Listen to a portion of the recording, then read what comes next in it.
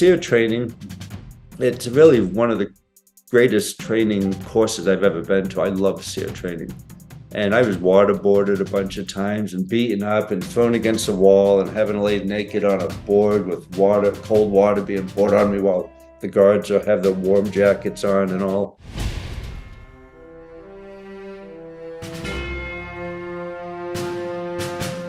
Welcome to Mindset Lessons from the Field. I'm Gina Cazazzo, the author of the upcoming memoir, Training with the SEAL. And today we have a guest that has been on the show before, but is back for a bonus episode to talk about his experience in SERE. If you haven't listened to his previous episode, I recommend you give it a listen after this. He was on SEAL Team 1, 2, and 6, is a New York Times bestselling author, motivational speaker, TV host, competed at over 1,000 competitive races. If you don't know who I'm talking about by now, let me introduce you to Don Mann. Don, thank you so much for being back on a bonus episode to talk about SERE. I'm so excited. Thanks, Gina. It's good to be back here with you. I'm so excited to hear about your SERE stories. For those that aren't aware of what SERE is, that's listening, can you explain what it is, what the military SERE is? Sure. The military SERE, it's a program. They have different programs throughout the different services. And I was in the Navy, so I went through the Navy program. But it's survival, evasion, resist, and escape. So it teaches Tier 1 forces, SEALs, Delta Force, Army Rangers, Marines, and pilots, people who are often in war zones or flying over war zones, how to survive if they get captured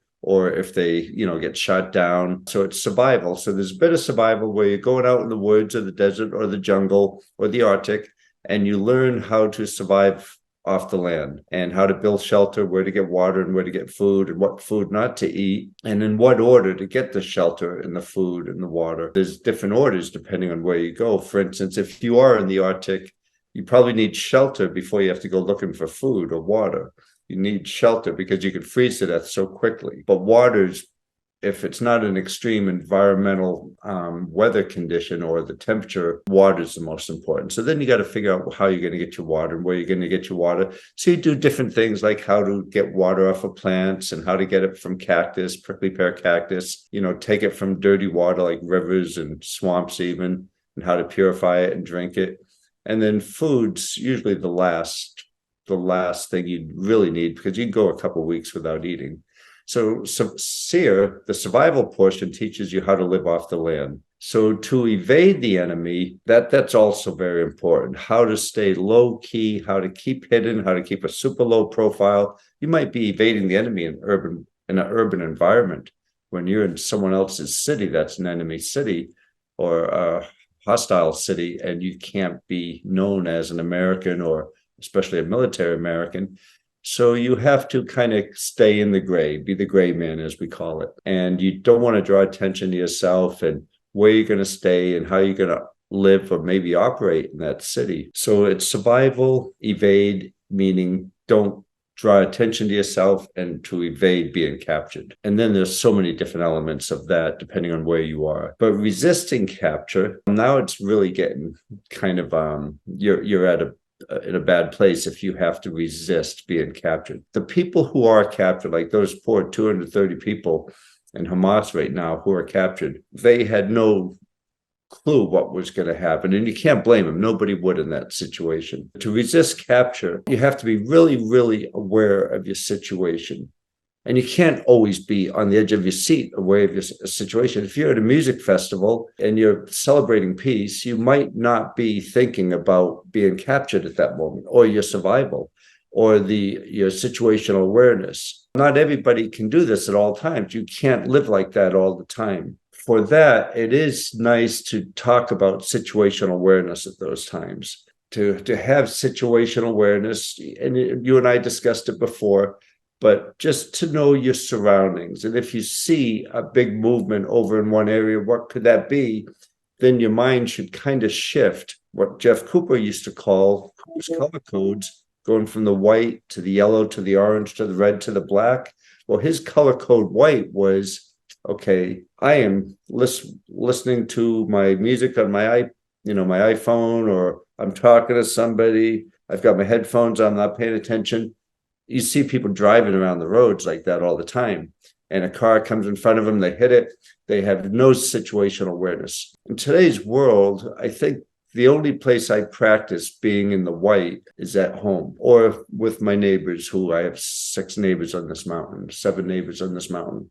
But pretty much all the other times I shift into yellow. I'm not paranoid, I'm not scared, but I have a little bit of a sense that, I take a left on this road and boy, cars are coming down this hill fast. I better look that way. I have a little bit of awareness that something bad can happen. Or if I'm bike riding out on these mountain roads, at any time, a deer can cut out in front of me.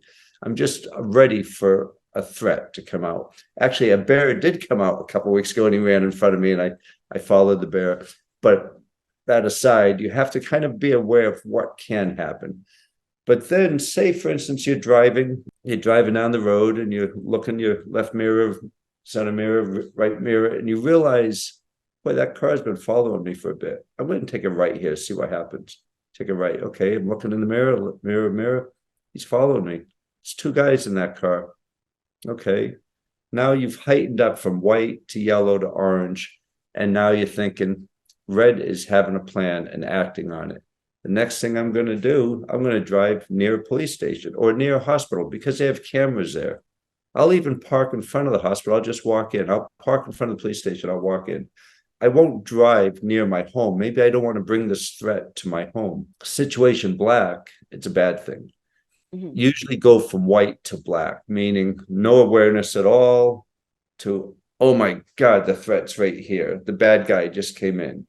Or the big truck just hit you, or the deer cut in front of your bicycle, or those 2 guys following you. Now you see AK-47s up and they're going to try to block you in a T intersection or something. So SERE is survive, evade, resist, and try to resist capture, because once you're captured, and this is so meaningful for today, the chaos, the confusion, and the security is the least amount it's going to be. Usually when they capture someone, that's the best time to escape. If you can just smack that guy in his nose, make his nose bleed, make his eyes water, and run and scream as fast as you can, something like that. If you can quickly escape, the best chance you have of doing that is as soon as you're captured. The longer you wait, the more security is usually around you, the more organized they are going to be and keeping you secured and keeping you hidden. And the longer you wait, and the longer these poor hostages over in Gaza wait, the more they're going to be moved around, the more they're going to be protected from hostage rescue teams coming in. So survive, evade, resist, and escape. The escape part, I like to think that there's always the possibility of escape or to be rescued. If that ever happens as a hostage, you can't give up hope. You can never, ever give up hope. And you always have to think, I know I'm going to get out of this. I know I can escape, or I know I'm going to be rescued. And you can't give up hope because there's always a way to get out. There's always is. You have to believe that. SERE training, it's really one of the greatest training courses I've ever been to. I love SERE training. And I was waterboarded a bunch of times and beaten up and thrown against a wall and having laid naked on a board with water, cold water being poured on me while the guards have their warm jackets on and all. I learned so much from it. And I loved your story about you going through your SERE training that you went through, because I'm so glad you can do that as a woman, as a civilian. I mean, that is fantastic. But SERE, and if you think about it all the time, it's survival. And it is nice to survive because we can bring it to our own lives now. Survival here, I'm living in a home, but I have food that'll last me a long time if I need it. I have a river right at the bottom of this mountain where I can get all the water I want. So I think of those things. I don't drink from that river, and I hope I don't have to, but if I need to, I will. I had an incident where we had a strange van driving up and down the road with 2 shady characters in it, I mentioned to you. We didn't know who those people were. So all of our people on this mountain, our awareness rose up. And we were aware of the situation. And we went out and checked it out, and we escorted them off the mountain. I did, knowing that if somebody's following you, if you see a lot of movement or something, to get your awareness and your situational awareness up and resist capture. If you think of war within arm's reach, if somebody can be within arm's reach and they can grab you, it's too late, especially if you're smaller or younger and you don't have a weapon, maybe a woman. You don't want to be within arm's reach of anybody. You have to be able to resist. And really, like I've got 2 daughters and they're both young women. And I tell them, don't ever get within arm's reach of anybody. And if you have to, always keep in mind that the heel of your hand really quickly into someone's nose, if you have to, it's going to make their eyes water. They're going to let go. They're not going to be able to see, and you'll have a chance to get away. And run and scream toward people and scream as loud as you can. And really, that's what's the advice I give them. But if you're captured, the earlier you can escape, the better, because everything tightens up on the captive after a while. With everything the knowledge that you have with everything, like the survival, the resistance, when did you prep for that? Did they give you classes to teach you all this stuff, and then kidnapping and all that stuff began? Like, what was the days leading up to the training time to the actual like SERE experience? Okay, so when I went through, it was in Warner Springs, California. And it sounds like it'd be a nice sunny place, but the nights were cold. So what they do is they do teach you how to live off the land. And you have some classroom days, some classroom training, and they teach you how to make, a shelter or lean-to, or how to protect yourself from the elements. And they do teach you how to get water. They teach you how to forage for food and what plants to eat, what animals to eat. And it's so funny. I don't know anything about throwing knives, and we're like 15 of us walking through trying to find some food. And we saw this rabbit running. And again, I really don't know anything about throwing knives. And I had my knife on me, my K-bar, and I just threw the K-bar at the rabbit. And the K-bar spin, and it got the rabbit right in the neck. Everyone thought, wow, that guy is really good with knives. Well, I'm not. But then we skinned the rabbit. We put it in hot water to make rabbit stew. But the rabbit was so little, it tasted just like hot water. You couldn't even tell it was there.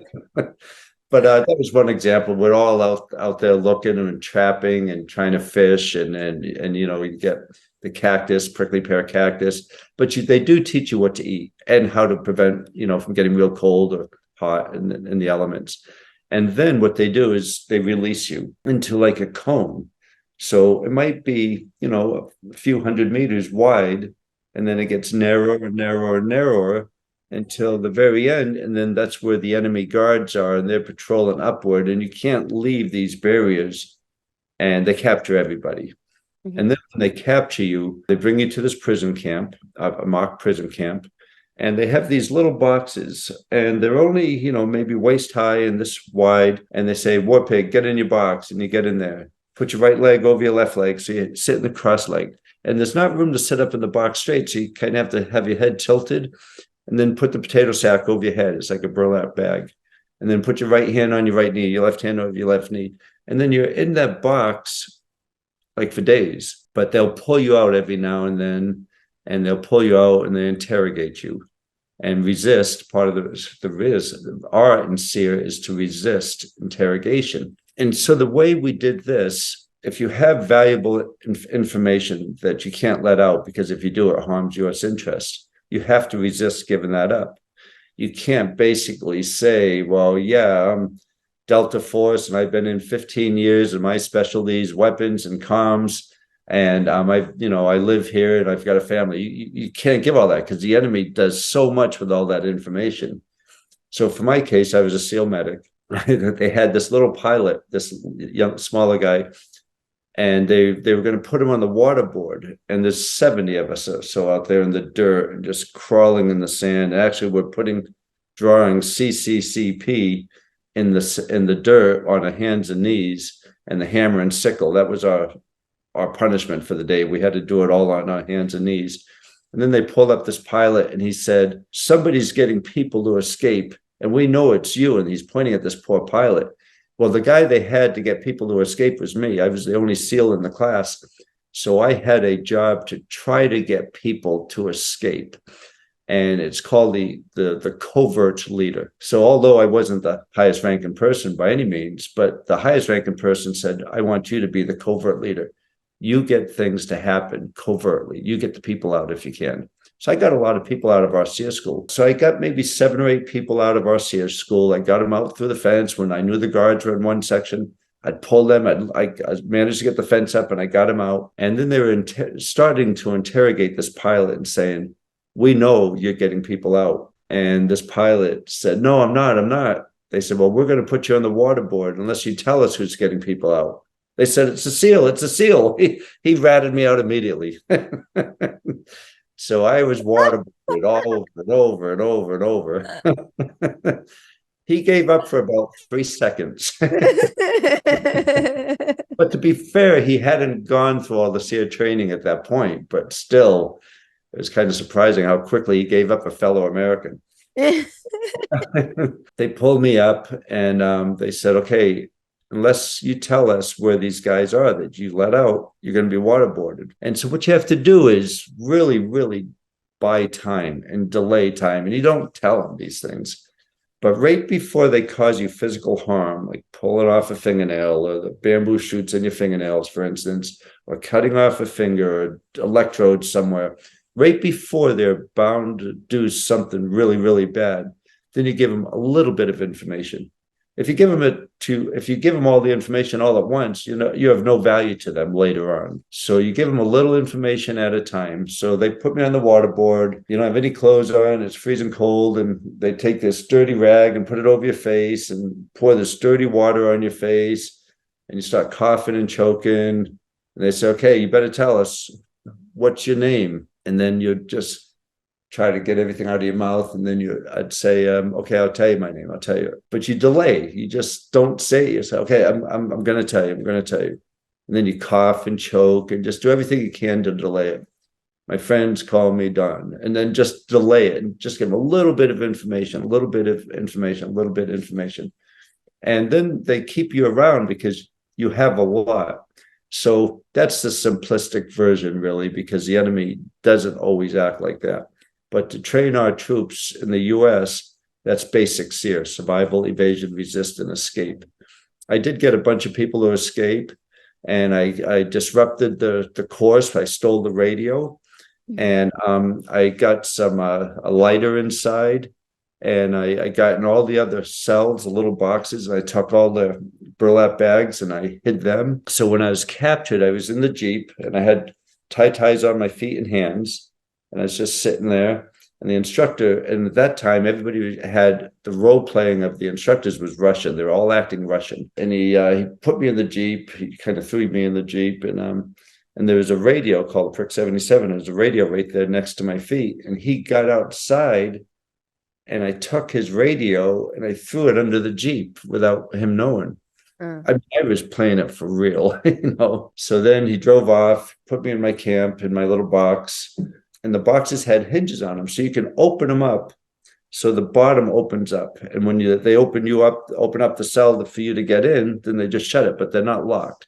So the guards will come by and they knock on your box, and if I'm box number 16, you have to answer, War Pig number 16 here, sir. Then they'll knock on the next one. War Pig number 15 here, sir. And they go down just to make sure you're in there. So what I would do, once they came to my cell, I'd say, War Pig number 16 here, sir. Then I'd look down and see the guard going in that direction toward my right, for instance. And then I would quickly get out of my box and sneak in someone else's box. And the two of us would hide in that other person's box for a while. And I made my way all the way out. So I stole all the other burlap sacks from all the other boxes and made my way back to mine. Before they came back to mine, I snuck in a lighter. So I had a lighter. I just took it really seriously. And I knew there was a prisoner of war camp where it was. And the night before we got released, I went and I broke the lights that were shining onto the camp. And I tore down a bridge so you couldn't cross the bridge. And if you get a little reward, if you have a little bit of a victory, it helps you a lot. Like, yeah, I got that. I got over on him. Even if it's just a little. Like, I didn't tell him what they wanted me to tell them. It's a victory, and the victories keep you going. The best time I had there was I heard people talking all the Russian guards, the Russian role players acting like they were Russian, but they went out of role and they were arguing. They said, "Where's that radio? I had it in my Jeep." The other guys, "I don't know. I know I put it in your Jeep." So I was having a good time in my box. And who tore down the bridge? What happened to the bridge? "I don't know what happened to the bridge." I'm thinking, "Oh, yes, this is so good. How come the lights aren't working? Why aren't the lights working?" So this went on for days. And how long were you in the box? Like a couple of days. okay. I no food, you're just sitting in this box. No food, no. So the only No time water? we got a little bit of water, a little bit at a time, just like a cup in the box or something. Okay. And I got a lot of water through the water board. And how's your body feel going through all this experience? You feel it getting really skinny and you feel yourself starving. And I felt that a number of times in my life, but where you just feel your body, well, what your body does is it eats from itself. The protein breaks down and the protein breaks down from your muscles. And then that protein's used as energy. So your body has some form of energy. So if you're not supplying your body with energy, your body gets it from breaking down protein in your muscle. And you feel it. You feel yourself getting skinny. Your clothes are looser, and it's just a sick feeling that you're just starving. So what we had the final day, I mean, the SERE school was so believable. There were some pilots and aircrew type people, they really felt they were in another country because they weren't eating, they weren't sleeping. All they heard is this Russian role playing over the loudspeakers. And some people really broke. They really broke. What does that mean? That they really broke? They were willing to tell anything. They were trying to just go home, and they really felt that they were captured. Mm-hmm. Their minds just gave in. Now, you didn't think I don't know, I'm just throwing this out. They're asking you your name and you said you're going to stall and stuff like that. Why give your real name? You don't have to.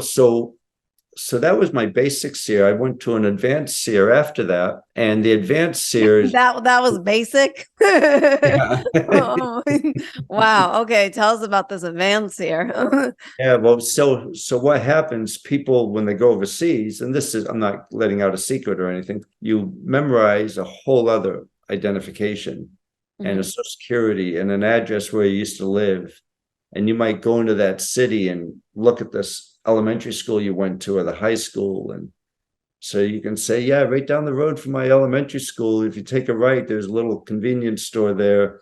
And we used to always play at the park. And you have to be able to talk your fake identity, including mm-hmm. fake relatives. My memory was never that great, but I mean, the really, really good people at this, they'd had 3 identities. Wow. So you didn't ever give up your name, because right now the world is so different. I mean, even years ago, I went to a conference once and you'd say, yeah, my name is Gina and my mother's name is this, and this is where we're from. They'd let you all out at lunch. You come back at lunch and there were butcher paper all over the walls saying everything about you, everything about every person in your family, where you all shop, where all the money is spent, where your mortgage might be, where you went to college, who your husband or boyfriend is. They know everything about you by just giving a little bit of information. And that was years ago. But now with the retinal scan and everything, it's really, really hard to travel with different identities now. And if you get caught with a different identity, then they know you're somebody there that shouldn't be there and doing things against their country or their cause. So it is best not to give your real name if you have to be able to walk your talk.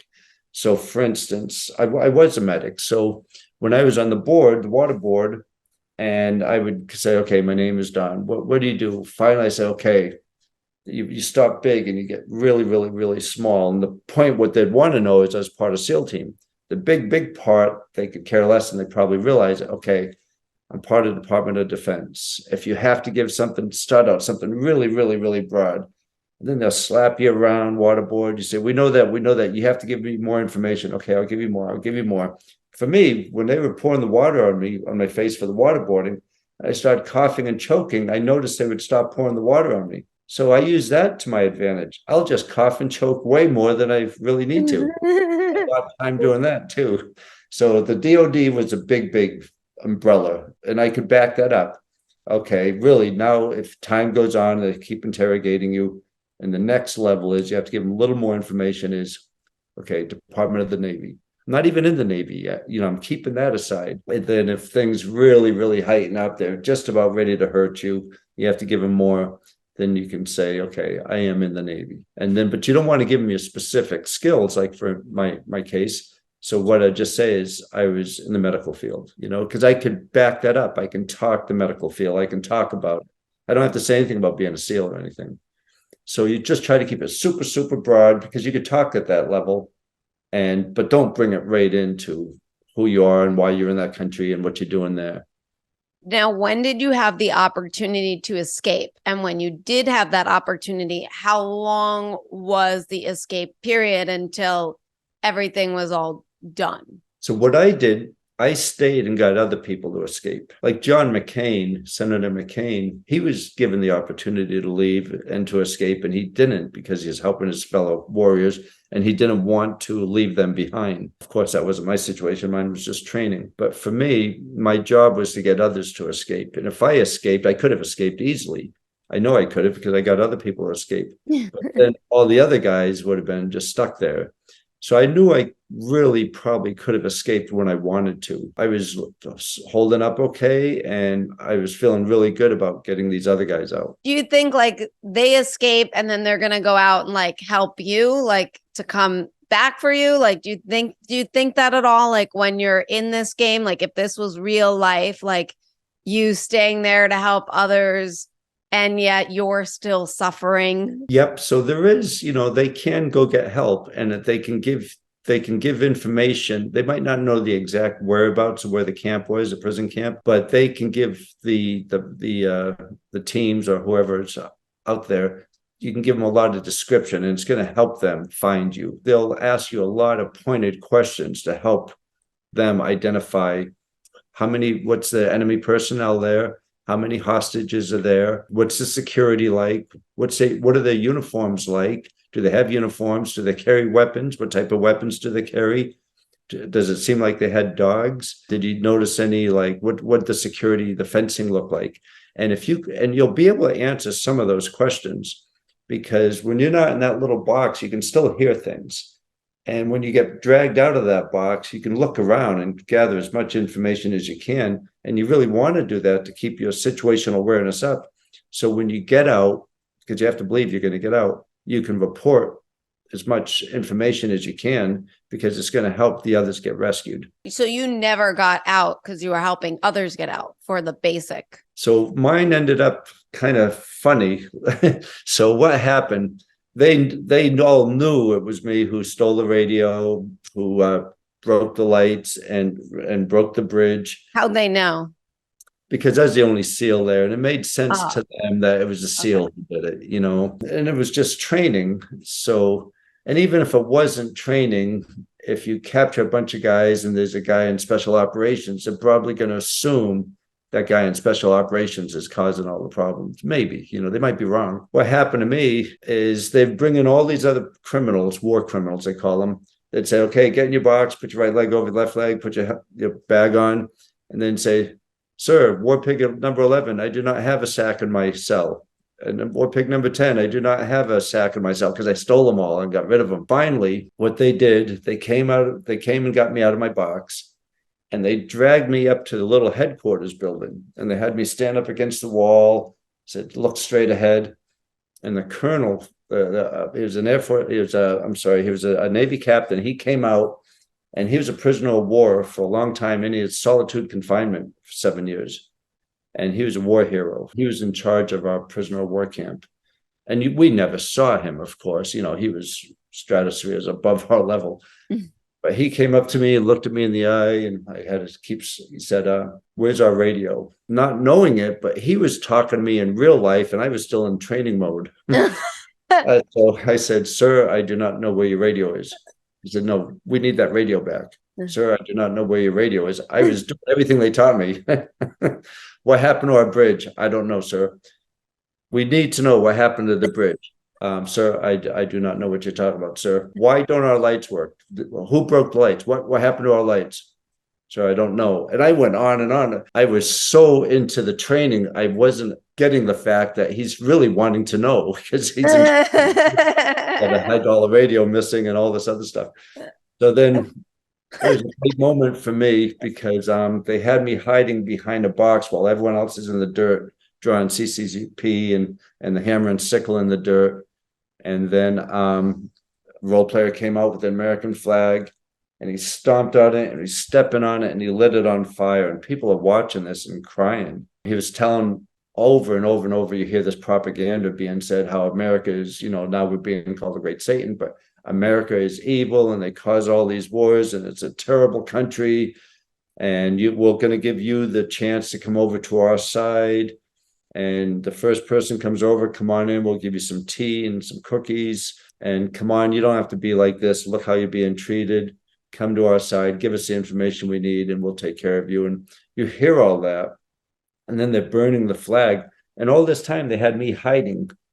And then on cue, I had to raise the American flag, and the American flag came up, and the course ended. And they said, first thing we did, the reason we burnt this flag is it did touch the ground, and it's out of respect, you burn the flag if it touched the ground. But the training is over. And I got on a man for just playing it so real. And so for me, I was very proud of that, how I held back. And then I was captured, so I have been captured. And I got a lot out of SERE training because when I was captured, well, first of all, we knew we could be captured because we were caught, and we were caught what we were doing. And then 14 guys came over with weapons. They had weapons, we didn't. So we put our hands up, and they held us overnight at gunpoint, and they were going to shoot us in the backs. But what saved our lives, there's 4 of us, none of us. We were all scared, but we think the enemy was more scared than we were. They had the weapons, and they circled around us. But we all knew we were going to get out. We had the mindset like we are going to win. We didn't give them a bit of information. We told them we were there for training, period. And then when we left, we were sick as can be. And I mentioned all this to you, but we were very, very sick. But none of us gave up any information. Nobody complained. And we went back and finished the job. We won and they lost. Wow. Now, what you mentioned, like basic, and then you mentioned advanced. Like, can you go into what is advanced SERE school? How long is that? Did you escape at that point? I didn't know that there was more than one SERE. There is an advanced SERE school, and it's called the gentleman's course, which is kind of funny. But Dr. James Mitchell and Dr. Bruce Jessen, 2 psychiatrists, ran the school. It was higher end, and it was more like, maybe some even big corporate people would go there, or high-end military people, where you might not be treated the same as like being thrown in a box and being waterboarded. You might be treated a little bit differently, but they still need the information from you, and they're still going to do everything they can to get the information from you. So it wasn't so much to survive, to see if you'd break. So when they pull you out of those positions, you might be more prone to talking. And the Army's manual of what the far left will call torture, we call it interrogation techniques. And they put you up against those techniques. For instance, one's facial slapping. And it makes a loud noise. And if you slap someone really hard in the face, it stuns them, makes them it makes a loud noise, and it startles a person.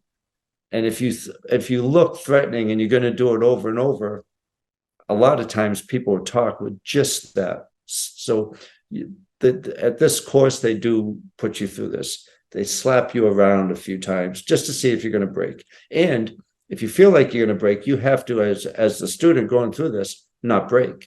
And go ahead. And you have to say, hit me all you want. In your mind, you have to say this, so what? My face stings. Do it over and over and over. But you can't let them know you're thinking that. You just can't give in and give them any information. The other one is they would have a board, and it's really loud, and they take you by your shirt and they push you real hard against it, and it makes a loud, loud noise. and you get stunned, your head rattles a little bit. And then they do that to you a few times, a lot of times.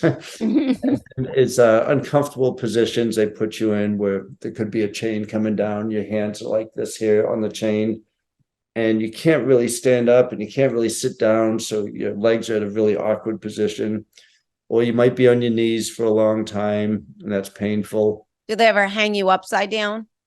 No, they didn't do that to us. They did that to the people that they tortured in the SERE one that I went to. Though that's what they say. I wasn't there. I escaped. But, that this is all so it's so interesting to me on the training that you go through. You mentioned something that I thought was really interesting. You talked about your mind and how your mind is what's really getting you through it. It's like when you actually got captured in real life, it was your mindset that got you through it because you knew you were going to go through it. Now, when you're going through this and getting tortured, like, what can you give to others? What advice do you have in terms of keeping that mindset strong through the physical pain and the fear that you're experiencing in the moment? So your body will break down. Your body's, it's not a machine. It's definitely going to break down at some point. The fitter and stronger you go in and stay as just a healthy lifestyle, the better off you're going to be, of course. So the fitter and stronger usually do better physically. But your mind, really, every single day, your mind can get stronger. If you practice what we call combat mindset, or developing a stronger mindset each and every day, and you picture, okay, boy, I'm going to Egypt next week, or I'm going to Israel, and wow, look what could happen. Look what could happen. And you start visualizing things that can happen, and visualize what is happening to the people who've been in captivity. I mean, you're strengthening your mind, because if, and this is a terrible topic right now, I know, but if something does happen to you, then you have in your mind, okay, I know people have put up with so much more than what I'm going through right now. I know there's been so many people who've gone through the same thing I'm going through right now for a long, long time, a lot longer than I've been here, and they put up with a lot more than what I'm going to put up with. They're a human being. I'm a human being. I can be that strong. And you have to know you have the capability and the ability, because you're a human being, of putting up with a lot. Not that you want to, but that you can put up with a lot. We are human beings, and we look back in the past history, the Bataan Death March, and people have been captured, in World War II, all over the place, North Korea, South Korea, Korea during the Korean invasion, Vietnam. The people who are captured, what they went through, sometimes for years and years and years, and got out. I mentioned Senator John McCain. Look how well he did. So if you just don't give up and your mind stays strong, and you can beat it, you stay quiet, you be the gray person, don't bring attention to yourself, and just always think, how am I going to escape? And get these little victories, little victory, the best you can. Like, wow, I gave back my plate, my food tray, but I kept the plastic knife. Now I've got the plastic knife with me. That's a win, So even these little wins, that plastic knife that can be sharpened and sharpened and sharpened, now you have a weapon, perhaps, So you mentioned picturing like the worst case, like you're going into a country that is at unrest and anything can happen, and you're picturing all this, and then you're picturing all the people that has gone through it, to give you that strength that you can do it as well. So when you're going through it all though, and then all of a sudden it happens. It's like, oh my God, all the worst things that people are like, you don't do that, because then you're manifesting that it's going to happen. And then all of a sudden it happens. And I mean, I like your approach because it heightens up my social awareness. I want to be socially aware. I don't want to live in a fantasy land that everything's going to work out okay. And, to not be aware and be la-di-da. But how do you balance the whole, I'm visualizing the worst thing that could possibly happen to me, but I'm also visualizing getting out and being safe. Well, perhaps if I bring it to, what's happening in the last 25 days, now we've known Hamas and Hezbollah have infiltrated through our southern border, and there's Hamas and Hezbollah, huge organizations in Mexico, and they are coming across our border. So I know there's cells here in the US of people who want to take away our way of life, take away our way of life. And I know that's there. I also know what happened to Israel 25 days ago. There's a chance that could happen here. And it doesn't keep me awake at night. I'm not scared. I'm not worried, but I'm ready. I'm ready if and when it happens. And I'm ready to protect anybody who's near me. I'm not paranoid, but boy, I stay, my situational awareness is on. It's not a problem for me to keep it on either, because it's just a way of life. And I'm not paranoid. I'm not scared. I'm pretty relaxed, actually, but I'm always aware of what's going on. And so I feel that's not going to happen to me. And I also feel that if it happens, and it happens to people around me, that I'll do everything I can to protect those people. If it does, and that's how you have to believe, but if it does happen to you, you have to know you can get away. And you have to never, ever give up hope that you're going to be able to get away and you're going to survive it. And that's actually part of the meaning of combat mindset. In this fight, I will win. I might get hurt, but if I get hurt, I'll be treated. If I am shot or wounded badly, I will be treated. I'll be able to continue on with the fight.